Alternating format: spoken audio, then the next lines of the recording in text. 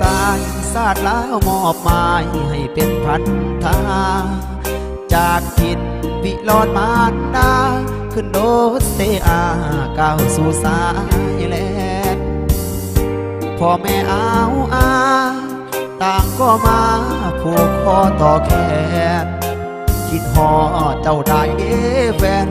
ไปอยู่สายแลนย่านแฟนเปลี่ยนใจเป็นทหารต้องลานุ่งขาดไปตามหน้าที่เพื่อพื้นดินดาวสุขี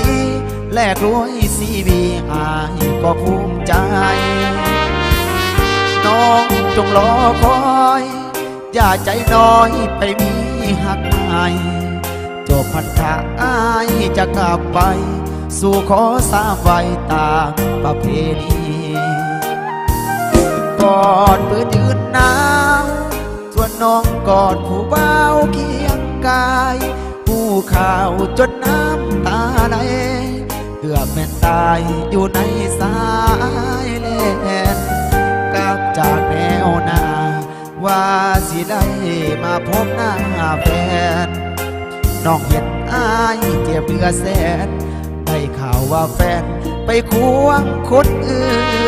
นสุดสับกำคืน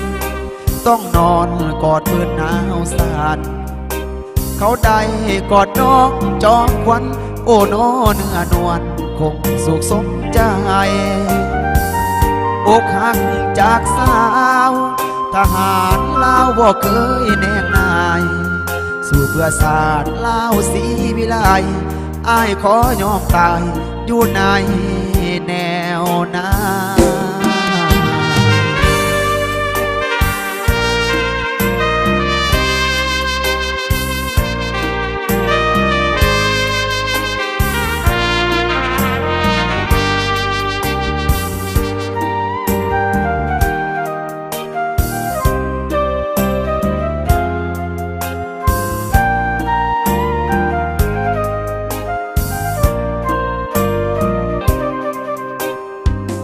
กอดเพื่อยืนหนา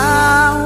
ส่วนน้องกอดผู้เบาเคียงกายผู้ข่าวจนน้ำตาไหล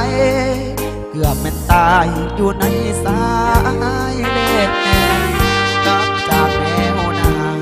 ว่าสิได้มาพบหน้าแฟนน้องเห็นอายเจ็บเหลือแสน